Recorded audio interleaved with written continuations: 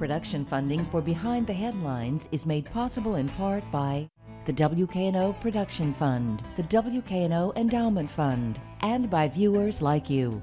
Thank you. Shelby County Mayor Lee Harris tonight on Behind the Headlines.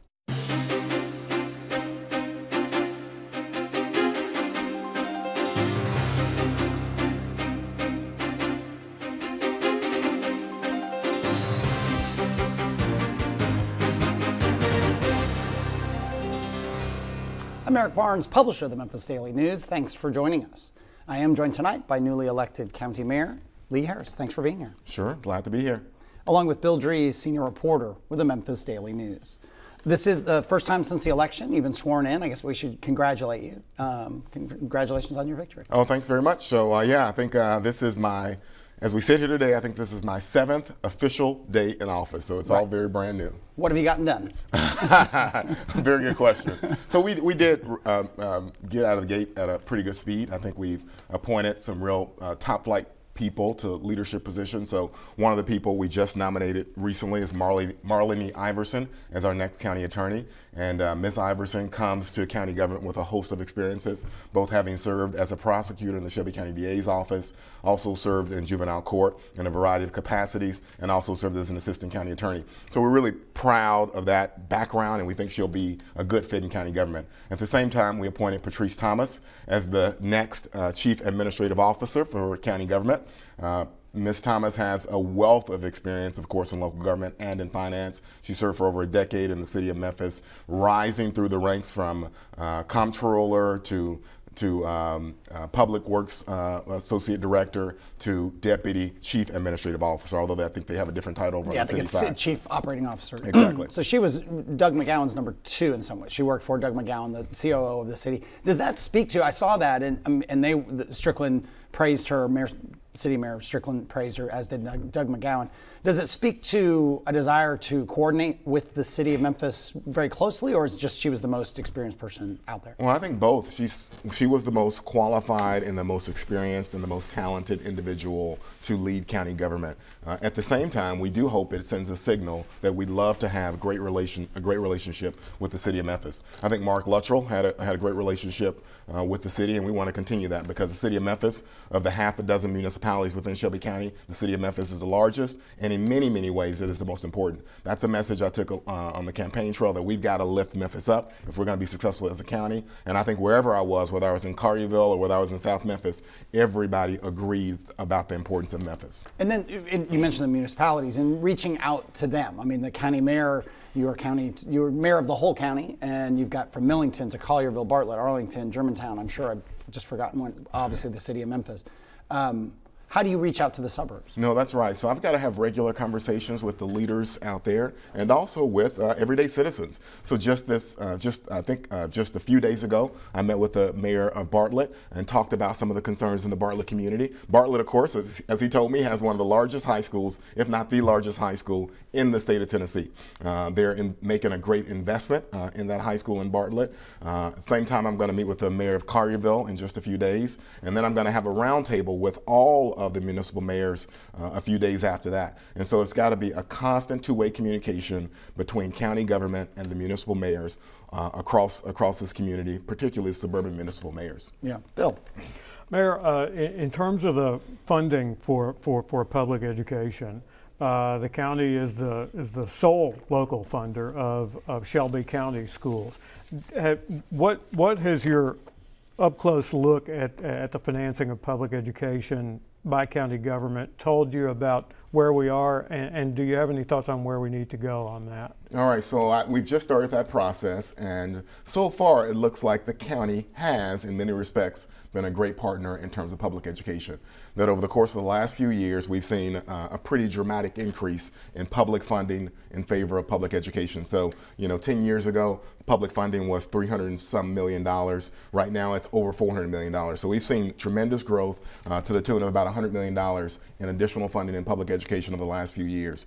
But we've got to see more. I mean, I think folks would like to see more investment in public education. And I heard that all across this county, no matter where I went. We know that I just talked about Bartlett, and it's a $60 million investment in a school. We know about Collierville, and Collierville, of course, is going to invest $100 million in a new school. But if you look at the Shelby County school system, which is our biggest school system, which has over 109,000 students, the total capital investment for 1 year is about $100 million. And so there are grounds to believe that there should be even more investment on public education. The real balance, according to a lot of folks, and I talked to a group last night, is how do you pair significant investment in public education, which is what I ran on and what I'd like to undertake, with accountability. And so, we've got to make sure that there is a great balance between the investment and accountability. One of the things we're going to do first is try to create a new position in county government that makes sure we're getting good information about what's going on in county government, and that we share information with the school system. So we're going to appoint an education liaison. So I'm going to take that to the county commission, this idea, this initiative around education liaison. We're going to take that to the county commission on September 19th. If the county commission approves, then we'll be able to look for a talent out there that can lead and creating a better relationship with the Shelby County school system. So we've already talked about the importance of having a great relationship with the City of Memphis. We've also got to have a great relationship with the Shelby County school system, and I think that there is room to expand leadership there, and so the education liaison hopefully will be able to fill some of that void. Your predecessor, Mark Luttrell, had on his watch the significant task of bringing down the county's debt, which actually that effort began during the Wharton administration when A.C. Wharton was county mayor. And now it appears as if, and toward the end of his term, it appeared as if we were at a critical juncture in that where you didn't have to put as much money toward bringing down the debt because it's reached a critical point now where that money can be used for other things.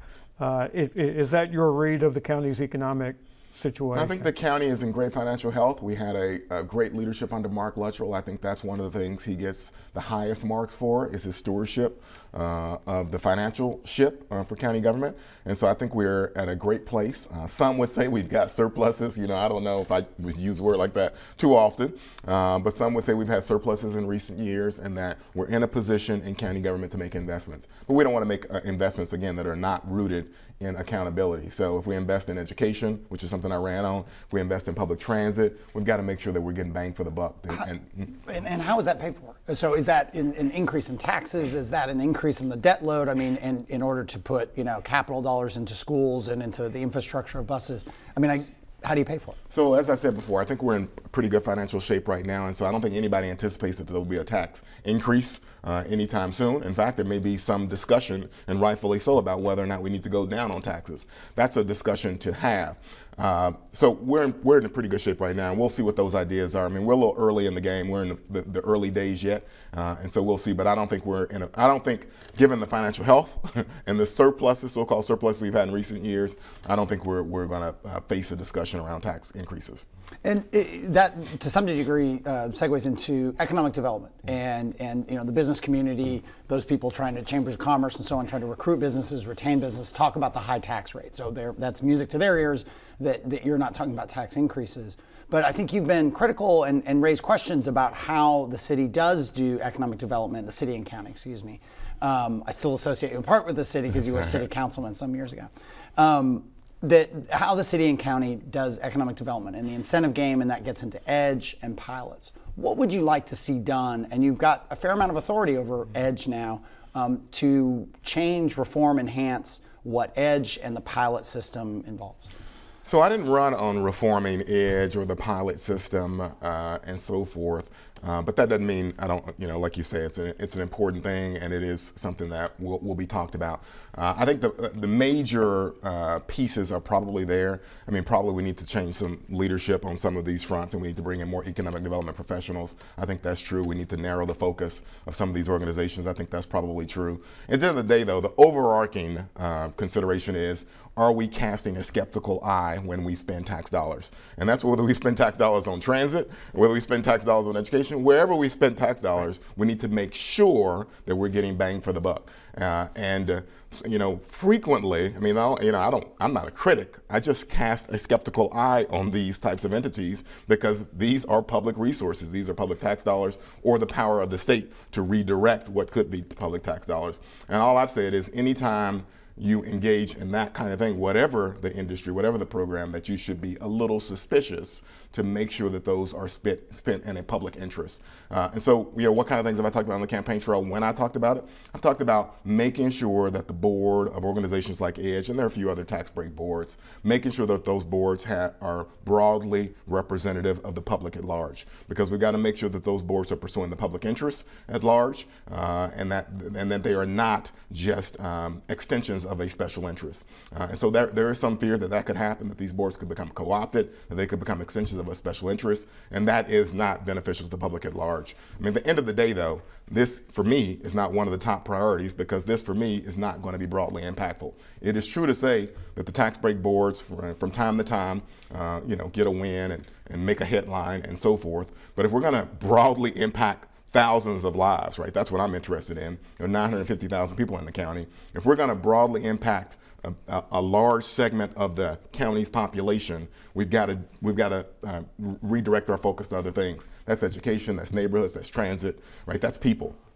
So let's talk about transit. The authority of the county, and I get confused, and I'm pretty close to this stuff. So let's back up. The authority of the county and of the county mayor over MATA is what?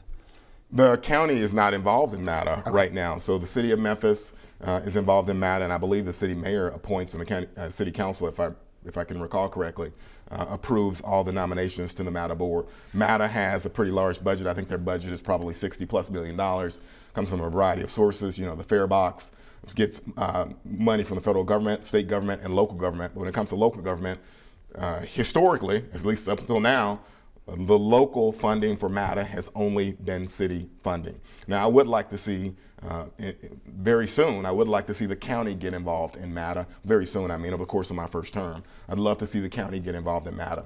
Now, what that looks like is the real question, because MATA right now has a plan out there that says it'd like to see $30 million, invested in MATA. Is the county in a position to invest $30 million overnight? It's not in a position to invest $30 million overnight.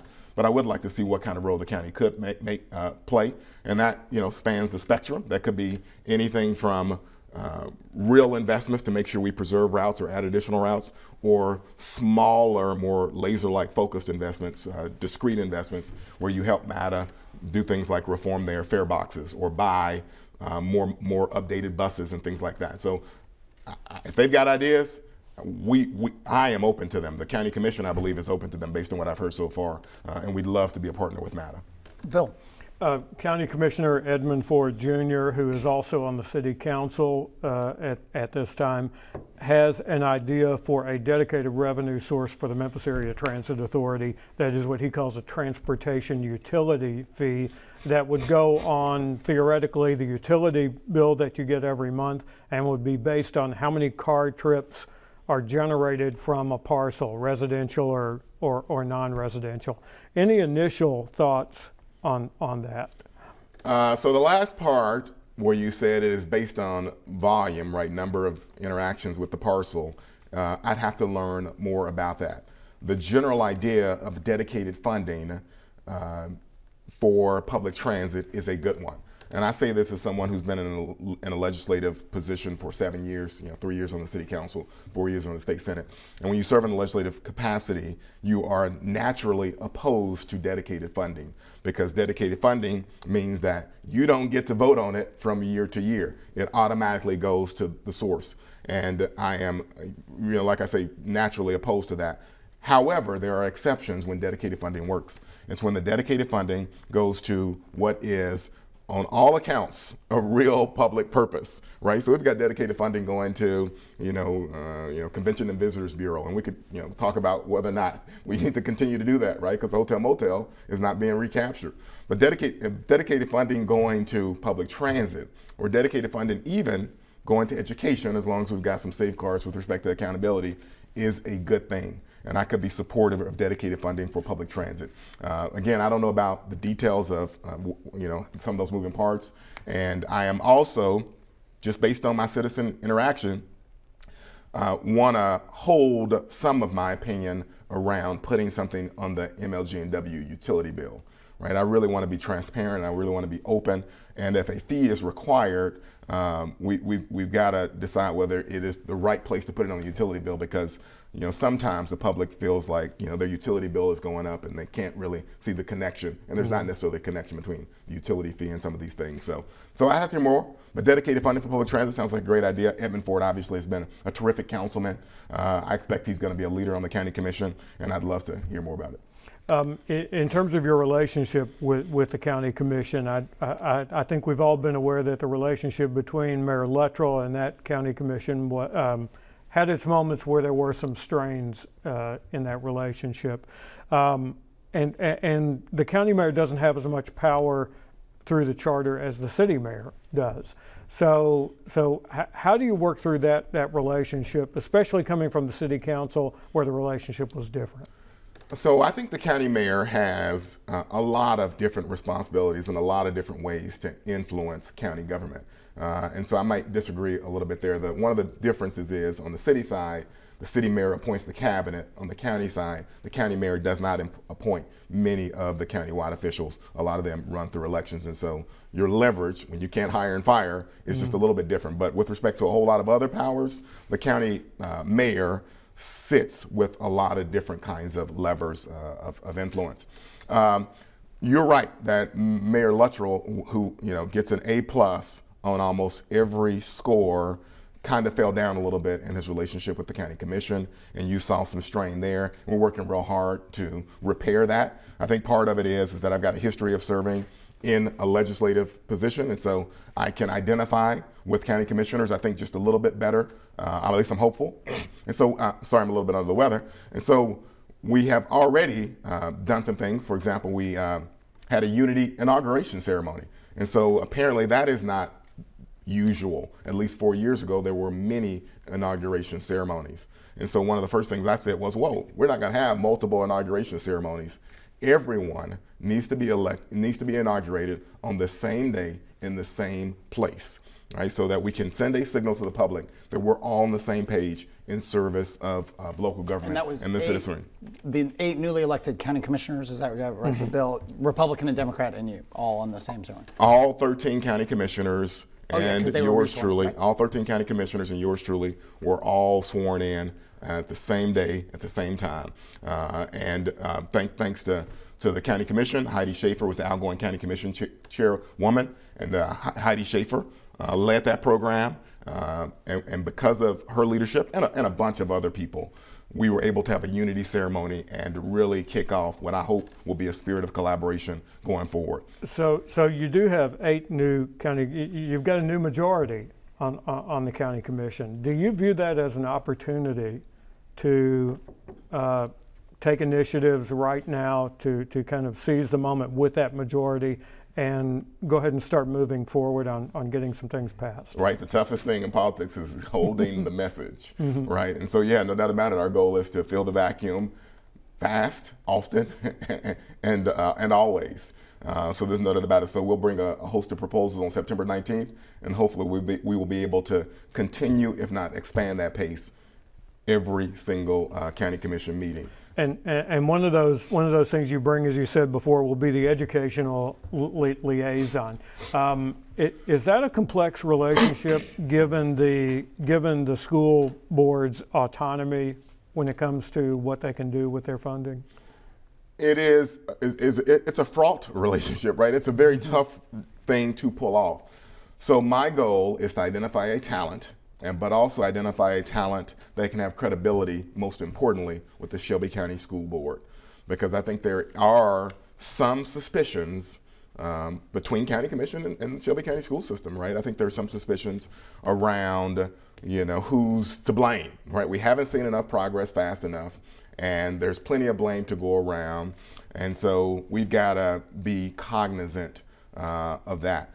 So we'll identify an education liaison. It's not just an education liaison we'll talk about on September 19th. We'll also talk about the idea that we need to have a manager for performance and innovation in county government. So the city already has that. That's one of the reasons why the city's been able to reduce its 911 response time, because it was able to, have a source of data around how well the city was doing when it performs services in the community. We need to have someone who can start the process of taking on the responsibility of measuring data-wise how we are doing as a county government. So we'll bring a manager of innovation and performance analysis to the County Commission on September 19th. We'll bring an education liaison.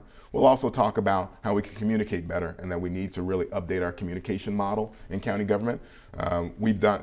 Mark Luttrell did a great job of putting together a staff of people that can interact with the public in community town hall settings, but we also have got to be able to interact among digital platforms at this point.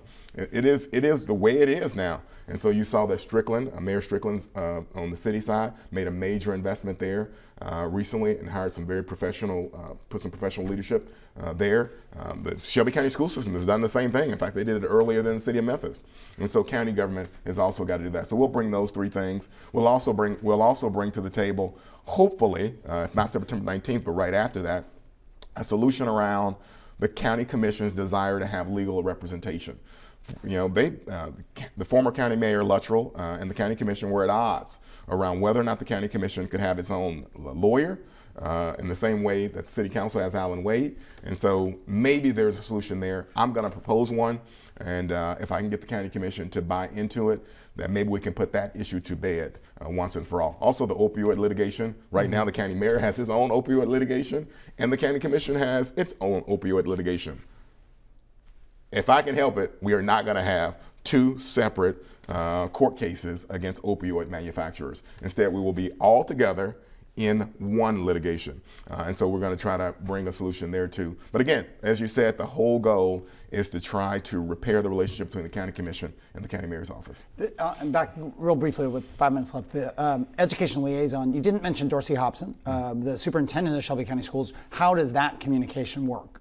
Because he obviously and his administration and his staff play a big role in executing what happens education-wise. So if we can find a talent to serve as education liaison, that person will be in all the school board meetings and be in constant communication with school board members and also with Dorsey Hobson. As far as I can tell so far, and again, I'm only 7 days in, the county government, where we've given $400 million to the school district, we have, every year, we haven't communicated well with them at all. I mean, one of my first days, early days in county government, I said, well, we've got this issue over in the school system. I think it was the Kirby issue, or maybe it was Cummings or one of the schools. Who do we talk to? Who's our liaison with the school system? Because at the state level, I'm used to a bunch of liaisons where you can communicate and find out what's going on. And I couldn't find one. We had no way to reach out to the school system, no liaison. Not to say it doesn't exist somewhere in county government, but in my early days, we couldn't find anyone that communicated with him. So I want to go to school board, Dorsey Hobson's cabinet meetings. I want to be in constant communication and get the school liaison. So there's a host of things we want to do. So this was something that David Lenore talked about in the race for county mayor. Is there some irony there? I mean, did you know this going in, that there wasn't any kind of contact person there? I figured there was no contact based on the stories I read about funding for the school system. It would all seem to happen all at once, and I figured there must not be any contact throughout the year. And no doubt about it, this is the idea of Mr. Lenore, whom I ran against for county mayor, and I'm not above stealing ideas if they're good ideas. And you got to remember, as you said in the beginning, as we talked about, I represent the entire county, right? The entire county, and so 40 to 45% of the county. 45% of the county didn't vote for me, right? But they still need representation, and they were drawn to some of the ideas in the Lenore campaign. And so those great ideas that bubbled up in the Lenore campaign, I'm not, I'm not above taking. Have you spoken to David Lenore since the election? It was because it got heated. I mean, as elections did. Oh, I think it was fine. He was gracious and gentlemanly. I think on election night he left me a voicemail, and it was very gracious. And people run very hard for these campaigns. It was a 10-month ordeal for me, and it was exhausting and exhilarating and disorienting at times. And I think we're both glad that it is over. And now we to the task of seeing how we can move county government fast. With a little bit of hindsight now, a couple of weeks since the election, why did you win? What do you look back on and say, these were the things that we did right that made it happen? I think appealing to everyday citizens. I think throughout my career, as best I can, I've tried to say what I hear in the community. And so I think that is the outgrowth of my representation of North Memphis and Fraser. And they were more interested in somebody going into the city council who just advocated what they wanted, who wasn't concerned about far-flung, crazy ideas like buying stadiums or, these kind of things. They didn't want to hear any of that stuff. They wanted to talk about improving their neighborhoods. They wanted to talk about picking up the trash and the basic things that improve the quality of life. And so that experience taught me, don't worry about the special interests. Only talk about what matters to the public, broadly speaking, and I think that that's what we did in the campaign, and I think that resonated. Was there a bit of a blue wave that, a Democratic wave? I mean, it wasn't just a couple years ago that the Shelby County Democratic Party was dissolved. So how did that help you, or was that really a part of it? I mean, was it a partisan race in that sense? Well, I don't know if it was partisan. People vote for what they think is the best candidate. In my view, they tend to get it right.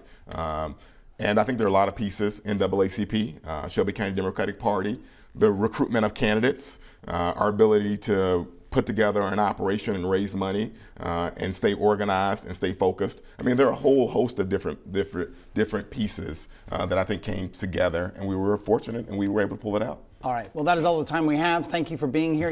We figured out the third elected seat. First guest we've ever had in 3 separate seats now on the show, so you've set a record. Thank you, Bill, for being here, and thank you for joining us.